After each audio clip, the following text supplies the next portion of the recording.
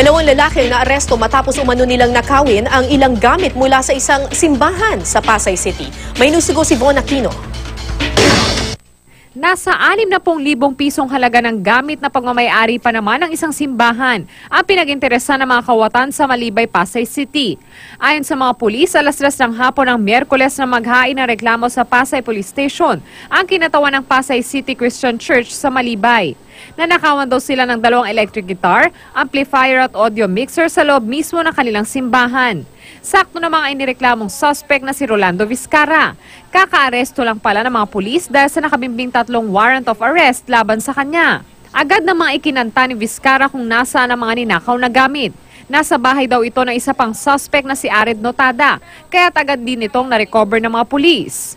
Depensa ng 2 suspect, pupuntahan po namin yung kaibigan namin sa may tabi ng church. Hindi na po ako nagnanakaw. Dati po aminado ko, nagnanakaw ako. So wala pong nakuha sa bahay namin na gitara. Kumbaga kinuha ko sa tao yung gitara para ibalik sa may-ari.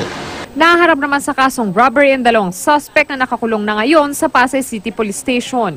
Von Aquino, GMA News.